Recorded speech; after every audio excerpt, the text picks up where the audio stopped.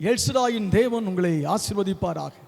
ஒருவரும் சேரக்கூடாத ஒளியில் வாசமாயிருக்கிற கர்த்தர் உங்கள் நடுவில் வந்து உங்களை ஆசீர்வதிப்பாராக. இந்த நாளில் கூட ஒரு பாடலை பாடி நம் கர்த்தருடைய வார்த்தைகளை தியானிக்க போகிறோம். கர்த்தரோடு பேசி உங்களை ஆசீர்வதிப்பார். ஜெபத்தோடு கூட கரங்களை தட்டி பாடுவோமா? பாடி கர்த்தரை நாம் மகிமைப்படுத்துவோம்.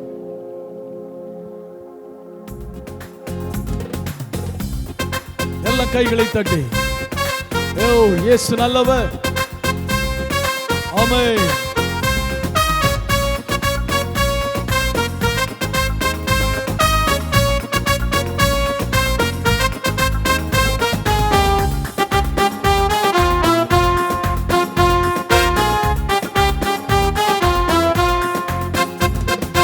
எந்தன் இயேசு நல்லவரே, படுவாமல் என்னை காத்திடுவார். எந்தன் இயேசு நல்லவரே, வழுவாமல் என்னை காத்திடுவார். அவர் நல்லவர், அவர் வல்லவர், அவர் உயர்ந்தவர், மேலானவரே. அவர் நல்லவர், அவர் வல்லவர், அவர் உயர்ந்தவர், மேலானவரே. எந்தன் இயேசு நல்லவரே, படுவாமல் என்னை காத்திடுவார். எந்தன் இயேசு நல்லவரே, படுவாமல் என்னை காத்திடுவார். கைகளை தட்டி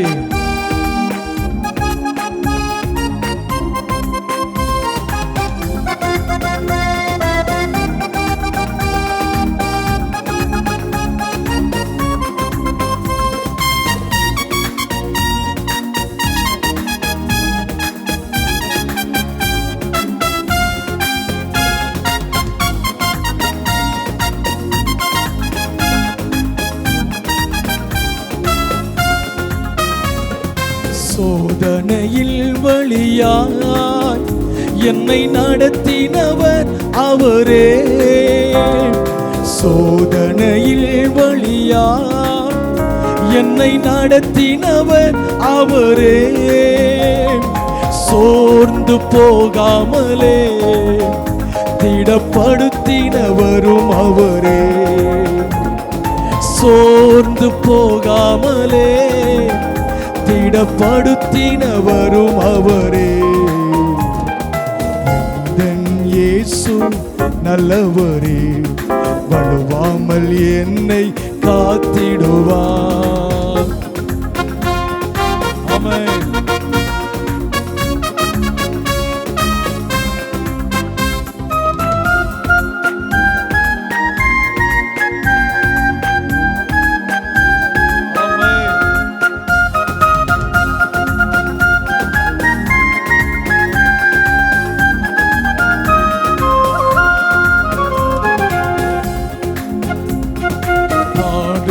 சகித்திடவே பலன் கொடுத்தவரும் அவரே.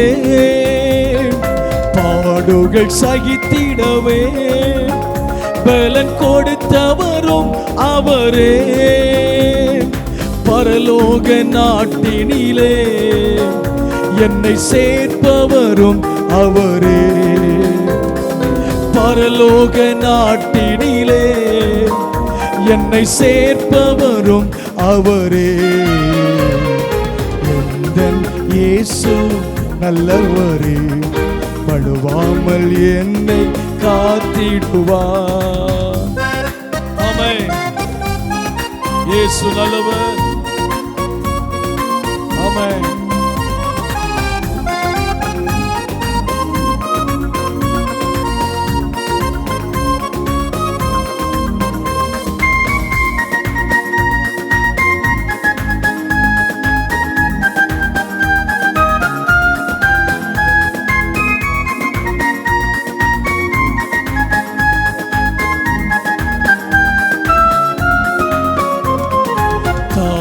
என் கருவினிலே என்னை தெரிந்தெடுத்தவர் அவரே. தாயின் கருவினிலே என்னை தெரிந்தெடுத்தவர் அவரே. உளையான சேற்றி நின்று என்னை தூக்கி எடுத்தவரே, உளையான சேற்றி நின்று என்னை தூக்கி எடுத்தவரே, எந்தன் இயேசு நல்லவரே, வழுவாமல் என்னை காத்திடுவார். எந்தன் இயேசு நல்லவரே, வழுவாமல் என்னை காத்திடுவார். அவர் நல்லவர், அவர் வல்லவர், அவர் உயர்ந்தவர், மேலானவரே. அவர் நல்லவர், அவர் வல்லவர், அவர் உயர்ந்தவர், மேலானவரே. எந்தன் இயேசு நல்லவரே, வழுவாமல் என்னை காத்திடுவார். எந்தன் இயேசு நல்லவரே, வழுவாமல் என்னை காத்திடுவார். பிரியமானவர்களே, கைவிடாத தேவன் சோதனையின் நேரத்திலும் பாடுகளின் நேரத்திலும் உபத்திரவத்தின் நேரத்திலும் கைவிடாத ஒரு தேவன் உண்டு. ஆனால் அவர்தான் இயேசு கிறிஸ்து. இயேசு சொன்னார், உலகத்தில் உங்களுக்கு உபத்திரவம் உண்டு, ஆனாலும் திடன் கொள்ளுங்கள், நான் உலகத்தை ஜெயித்தேன். ஜெயித்த இயேசு உங்க குடும்பத்துக்கு ஒரு ஜெயத்தை கொடுக்கும்படி, உங்களுக்கு ஒரு ஜெயத்தை கொடுக்கும்படி அவர் வந்திருக்கிறார். அந்த இயேசு இன்றைக்கு நம்மிடத்தில் என்ன சொல்லுகிறார் வாசிக்கலாமா? பிலிப்பியர் 4ஆம் அதிகாரம் 4வது வசனம் சொல்லுகிறது, கர்த்தருக்குள் எப்பொழுதும் சந்தோஷமாய் இருங்கள். ஆண்டவர் இயேசு கிறிஸ்து வசனத்தை கேட்கிற உங்களுக்கு சொல்லுகிற ஒரு வார்த்தை, எப்பொழுதும் சந்தோஷமாயிருங்கள். நெருக்கத்தின் நேரத்திலும் சந்தோஷமாயிருங்கள், பாடுகள் மத்தியிலும் சந்தோஷமாயிருங்கள், கஷ்டங்கள் நேரத்திலும் சந்தோஷமாயிருங்கள்.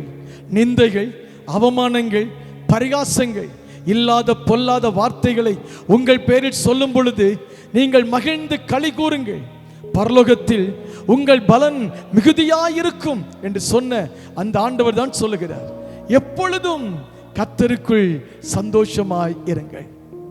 என் அன்பு கர்த்தருடைய பிள்ளைகளை, நம்முடைய வாழ்க்கையில் அற்புதங்கள் நடப்பதற்கு ஆண்டவர் நம்மிடத்தில் விரும்புகிற ஒன்று சந்தோஷமாயிருப்பது. சோர்ந்து போகக்கூடாது.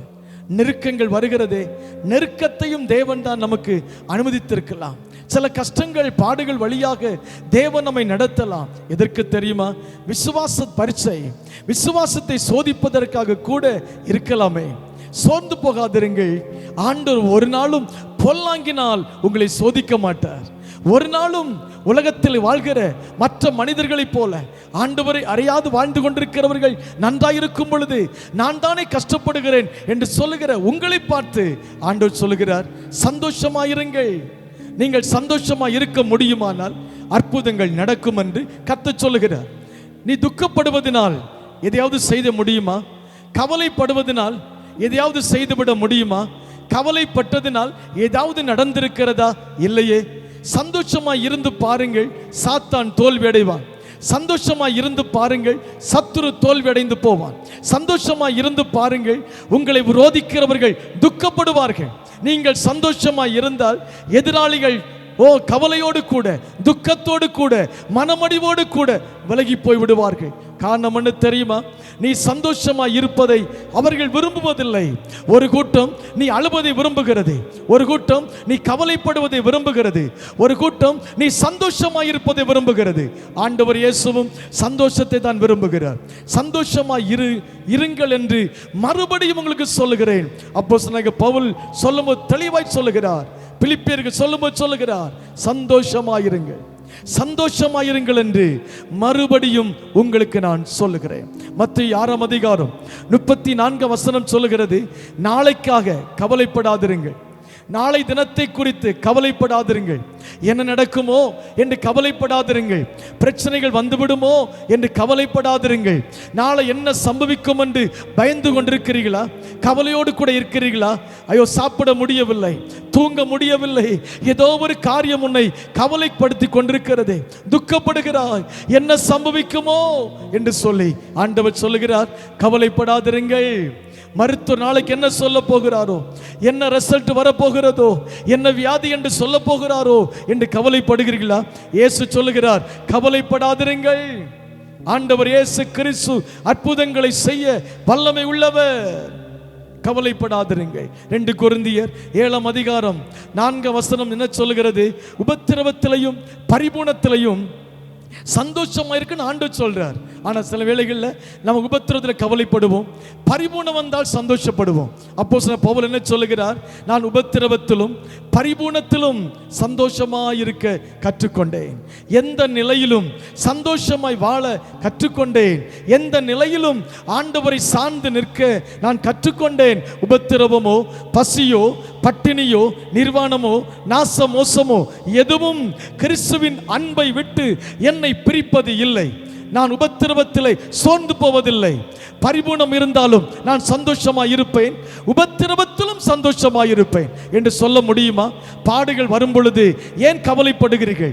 நீங்கள் சந்தோஷமாய் இருந்தால் நிச்சயமாய் அற்புதங்கள் நடக்கும். ஆண்டவர் சொல்லுகிறார், கவலைப்படாதிருங்கள், சந்தோஷமாயிருங்கள். மறுபடியும் சொல்லுகிறேன், சந்தோஷமாயிருங்கள். கலாத்தியர் 5ஆம் அதிகாரம் 22 ஆவியின் கனிகள் ஒன்றுதான் சந்தோஷம். யார் சந்தோஷமா இருக்க முடியும்? ஆவியின் கனி ஒரு மனிதனுக்குள் இருந்தால் அவன் சந்தோஷமா இருக்க முடியும். ஆவியின் கனி ஒரு சகோதரனுக்குள் இருந்தால் சந்தோஷமா இருக்க முடியும். காரணம், ஆவியின் கனி 9. அந்த 9 கனியில் ஒரு கனி தான் சந்தோஷம். அந்த சந்தோஷம் என்கிற கனி நமக்குள் இருக்குமானால், என் அன்பு கர்த்தருடைய பிள்ளைகளே, எது வந்தாலும் சந்தோஷமாக இருப்பீர்கள்.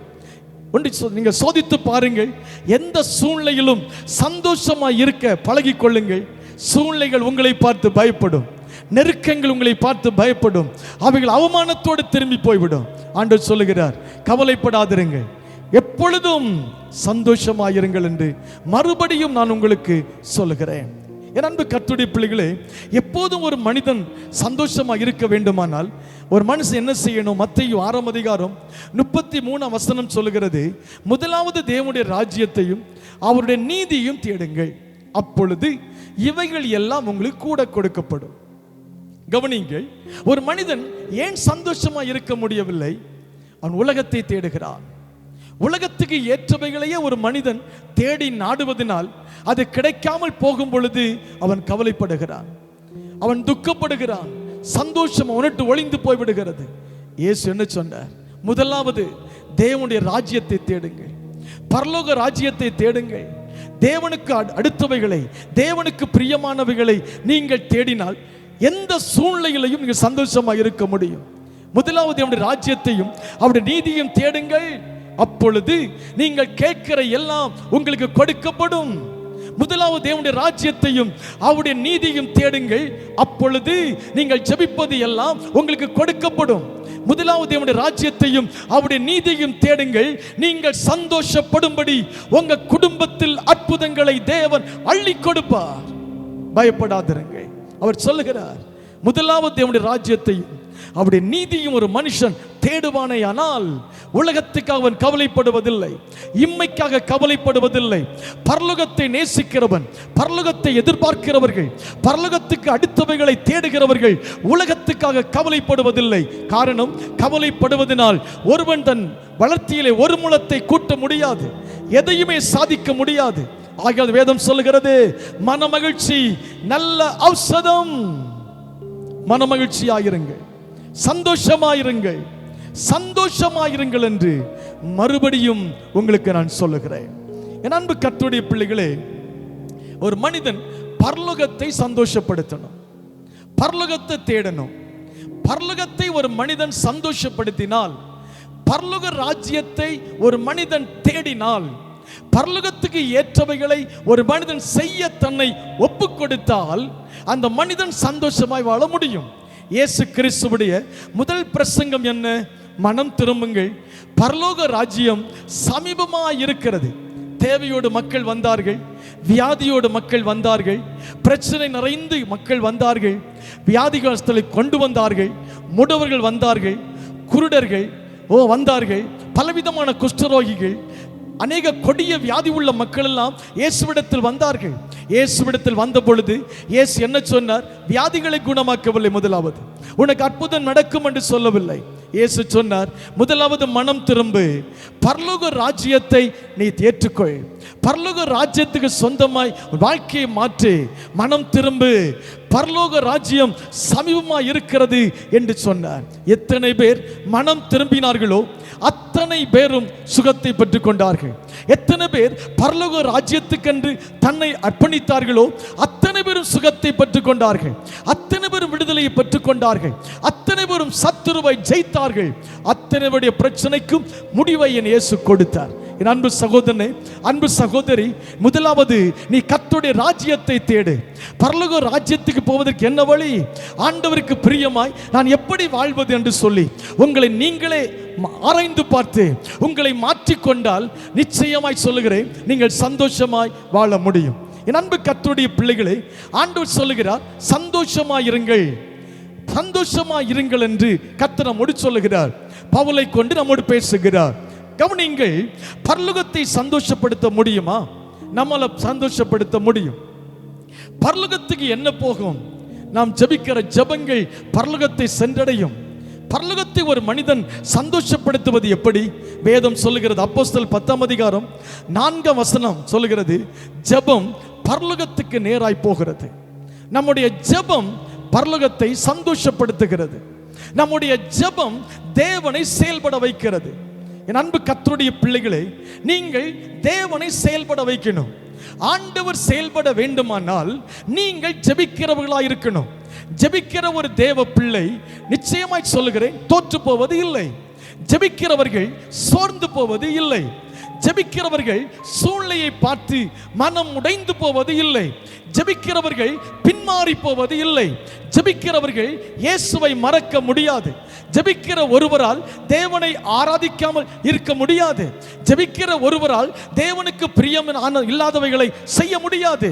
ஜெபிக்கிற ஒருவரால் ஆண்டவரை சந்தோஷப்படுத்த முடியும். நன்றாக கவனியுங்கள், பரலோக ராஜ்யத்தை நீங்கள் சந்தோஷப்படுத்தணும். பரலோக ராஜ்யத்தை சந்தோஷப்படுத்துவது எது? நம்முடைய ஜெபங்கள். நம்முடைய ஜெபங்கள். வேதம் சொல்லுகிறது, அவர் ஜெபத்தை கேட்கிறார். இயேசுக்கு ஒரு பெயர் இருக்கிறது, ஜெபத்தை கேட்கிறவரே.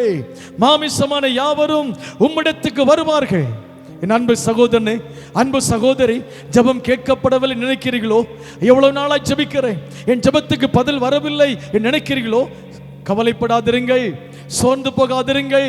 ஜெபத்துக்கு பதில் தாமதிக்கிறது என்றால் கர்த்தர் உங்களுக்காக ஏதோ ஒன்றை ஆயத்தப்படுத்தி கொண்டிருக்கிறார். உங்கள் ஜெபத்துக்கு பதில் வரவில்லை என்று சொன்னால் தேவன் ஏதோ ஒரு காரியத்தை நீங்கள் விரும்புகிறதை விட விசேஷமாய் பெரியவைகளாய் ஒரு காரியத்தை செய்ய தேவன் தீர்மானித்து உங்களுக்காய் செயல்பட்டு கொண்டிருக்கிறார் என்று அர்த்தம். ஜெபம் கேட்கப்படவில்லை என்று நினைத்து விடாதிருங்கள். ஜெபம் கேட்கப்படாமல் போவதில்லை, ஜெபத்துக்கு பதில் வராமல் போவதில்லை. காரணம், ஜெபிக்கிற நம்முடைய ஜெபத்தை கேட்கிற தேவன் ஜீவன் உள்ளவர். அவர் நம்மோடு கூட இருக்கிறார். மரித்தேன் ஆனாலும் சதா காலங்களிலும் உயிரோடு இருக்கிறேன் என்று சொன்ன ஆண்டவர் சொல்லுகிறார், உன் ஜெபங்கள் என் சமூகத்தில் வந்து எட்டினது. கொர்நேலியுவை பார்த்து சொல்லுகிறார், உன்னுடைய ஜெபங்கள் என் சமூகத்துக்கு வந்திருக்கிறது. கொர்நேலியுவே, நீ ஜெபித்த ஜெபம் பரலோகத்தை அசைத்திருக்கிறது. கொர்நேலியுவே, நீ ஜெபித்த ஜெபம் தேவனை செயல்பட வைத்திருக்கிறது. நீ ஜெபித்தபடியினாலே தான் ஆண்டவர் வீட்டுக்கு பேதுருவை அனுப்பினார். நீ ஜெபித்தபடியினாலே தான் அங்கு வந்த அத்தனை பேரும் தேவனை அறிந்து கொண்டார்கள். நீ ஜெபித்தபடியினாலே தான் புற ஜாதிகளுக்கும் கிறிஸ்துவின் சுவிசேஷம் பிரசங்கிக்கப்பட்டது. நீ ஜெபித்தபடியினாலே தான் புற ஜாதிகள் மேலும் பரிசுத்த ஆவியானவர் ஊற்றப்பட்டார். உன் ஜெபம் தேவ சமூகத்துக்கு வந்தது என்று சொன்னார். என் அன்பு சகோதரனே, அன்பு சகோதரி, உன்னுடைய ஜெபம் பரலோகத்துக்கு போயிருக்கிறது. உன் ஜெபம் கேட்கப்பட்டது. நிச்சயமாய் ஜெபத்துக்குரிய பதிலை நீங்கள் பார்ப்பீர்கள். நிச்சயமாய் பார்ப்பீர்கள். ஒரு கொர்நேலியுடைய ஜெபத்தை தேவன் கேட்டாரானால் ஏன் நம்முடைய ஜெபத்தை கேட்க மாட்டார்? சந்தேகப்படாதிருங்கள். அவிசுவாசப்படாதிருங்கள். உங்கள் ஜெபத்துக்கு நீங்கள் எதிர்பார்ப்பதை விட பெரிய அதிசயங்கள் நடக்க போகிறது. அநேகர் வெட்கப்படும்படி, அநேகர் ஆச்சரியப்படும்படி உன் குடும்பத்திலே உன் ஜெபத்துக்கு பதில் வரப்போகிறது. அதிசயங்கள் நடக்க போகிறது. தேவன் செய்ய போகிற காரியங்கள் பயங்கரமாக இருக்க போகிறது. ஜெபம் வீட்டுக்குள்ளே ஜெப சத்தம் கேட்கட்டும். வீட்டுக்குள்ளே துதி சத்தம் கேட்கட்டும். தனியாய் ஜெபி, குடும்பமாய் ஜெபியுங்கள். தேவ சமூகத்திலே ஜெபித்து பாருங்கள். ஜெபத்துக்கு பதிலை தேவன் கொடுப்பார். ஹல்லேலூயா. தேவனை சந்தோஷப்படுத்துவது எது? ஜெபம்.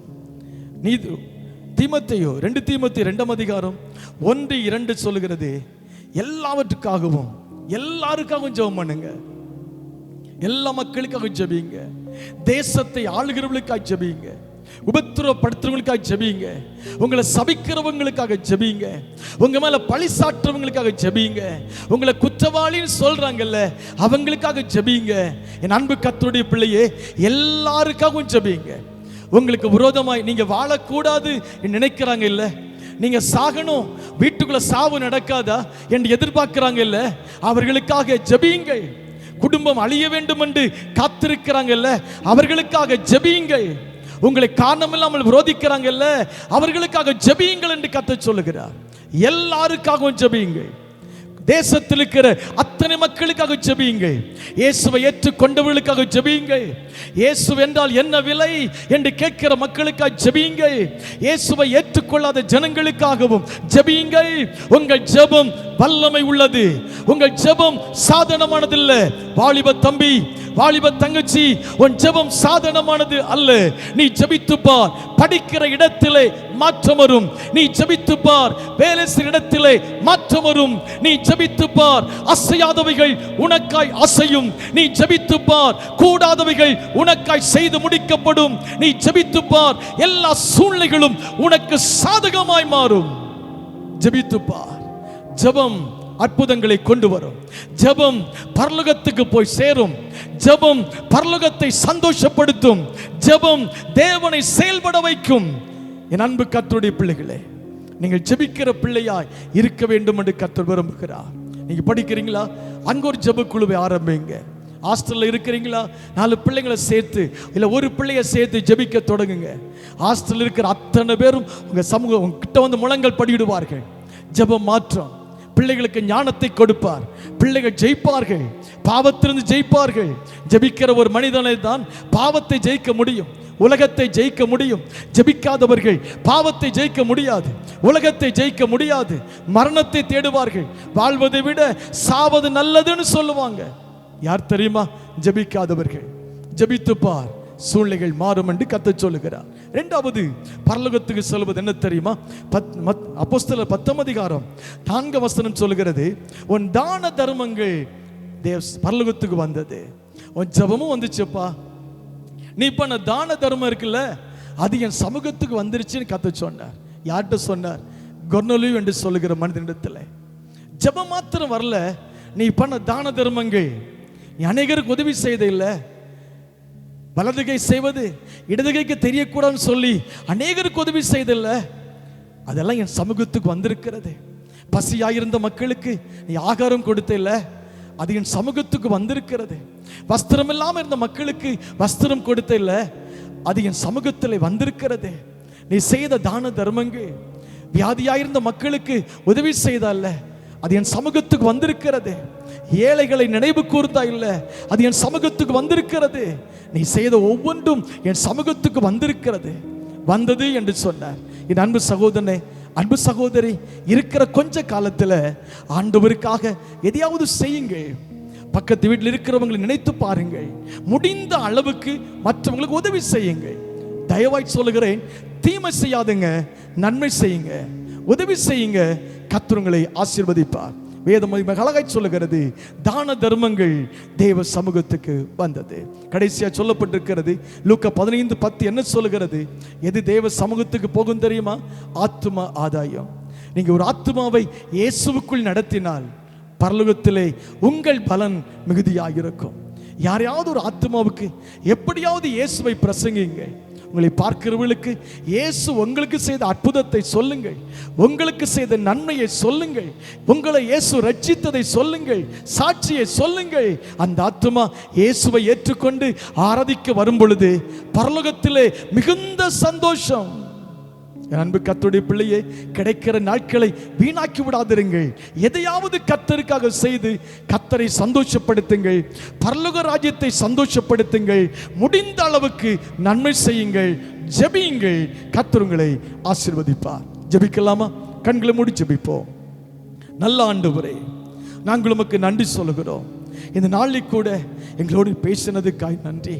மறுபடியும் உங்களுக்கு சொல்லுகிறேன், கவலைப்பட வேண்டாம். எப்பொழுதும் கர்த்தருக்குள்ள சந்தோஷமாயிருங்கன்னு சொன்னீங்களே, சந்தோஷமாயிருக்க கிருபை தாங்க ஆண்டவரே. முதலாவது கர்த்தருடைய ராஜ்யத்தை தேட கிருபை கொடுங்க ஆண்டவரே. பரலோகத்தை நாங்கள் சந்தோஷப்படுத்த கிருபை தாங்க ஆண்டவரே. இந்த வசனத்தை கேட்ட எல்லா பிள்ளைகளுக்குள்ளேயும் கர்த்தர் ஒரு மாற்றத்தை கொண்டு வரும்படி ஜெபிக்கிறேன் ஆண்டவரே. இந்த சத்தம் கேட்கிற எல்லா வீட்டுக்குள்ளேயும் ஒரு ஜெப ஆவி ஊற்றப்படும்படி ஜெபிக்கிறேன். ஜெபிக்க முடியாமல் இருக்கிற மந்த ஆவிகள், கணனித்திரையின் ஆவிகள், தூக்க மயக்கத்தின் ஆவிகள், சண்டையின் ஆவிகள் இயேசுவின் நாமத்தில் ஒவ்வொரு குடும்பத்தை விட்டு விலகுவதாக. இயேசுவின் நாமத்தினாலே ஒரு சந்தோஷம் குடும்பங்களை வரட்டும் என்று சொல்லி ஜெபிக்கிறேன். ஜெப சத்தம் கேட்கட்டும். தான தர்மம் செய்கிற பிள்ளைகளாய் மாற்றும், ஆத்துமக்களை ஆதாயம் பண்ணுகிற பிள்ளைகளாய் கர்த்தர் மாற்றும்படி ஜெபிக்கிறேன். பரலோகத்தை சந்தோஷப்படுத்தி தன் வாழ்க்கையில சந்தோஷத்தை பெற்றுக்கொள்ள இந்த பிள்ளைகளுக்கு நீர் அனுக்கிரகம் செய்ய வேண்டும் என்று சொல்லி ஜெபிக்கிறேன். ஐயா, மனம் இறங்குவீராக. சிறியோர் முதல் பெரியோர் வரை தனித்தனியாய் ஒவ்வொருவரையும் ஆசீர்வதிப்பீராக. எந்த நன்மைகளை எதிர்பார்த்து காத்திருக்கிறார்களோ அந்த நன்மைகள் பிள்ளைகளுக்கு வந்து கிடைப்பதாக. கடன் பிரச்சனைகள் இயேசுவின் நாமத்தில் மாறுவதாக. கடனை தீர்க்க வழிவாசல்கள் திறக்கப்படுவதாக. வியாதிகள் பலவீனங்கள் இயேசுவின் நாமத்தில் விலகுவதாக. எகிப்தியனுக்கு வந்த எந்த வியாதியும் வர பண்ணேன் என்று சொன்னீரே, வியாதியிலிருந்து நம்முடைய பிள்ளைகளை விடுதலையாக்குவீராக. மன சோர்வுகள் விலகட்டும், மன கலக்கங்கள் விலகட்டும், குழப்பங்கள் விலகட்டும். பைத்தியத்தின் ஆவிகள், மாந்திரிகத்தின் ஆவிகள் இயேசுவின் நாமத்தில் ஒவ்வொரு எல்லை விட்டு விலகுவதாக. சத்தம் தொனிக்கிற இடத்தில் மறைந்திருக்கிற சத்துருவின் ஆவிகள் விலகட்டும் இயேசுவின் நாமத்தில். குடிக்கிறவர்கள் மனம் திரும்பட்டும், குடிகார சகோதரர்கள் மனம் திரும்பட்டும், மதுபான பழக்கத்தை விட்டு மனம் திரும்புவார்களாக. இயேசுவின் நாமத்தில் ஒரு சந்தோஷம் உண்டாகும்படி ரட்சிப்பை கட்டளையிடுவீராக. இயேசுவின் நாமத்தில் தகப்பனை ரட்சியும், சகோதரனை ரட்சியும், பிள்ளைகளை ரட்சியும், குடும்பத்தை ரட்சிக்கும்படி ஜெபிக்கிறேன். சந்தோஷம் உண்டாகட்டும். இயேசுவின் நாமத்தில் எதிர்பார்க்கிற எல்லா நன்மைகளும் குடும்பத்துக்கு வரட்டும். இயேசுவின் நாமத்தில் ஜெபிக்கிறேன் பிதாவே, ஆமென். கர்த்தர் உங்களை ஆசீர்வதிப்பார். God bless you.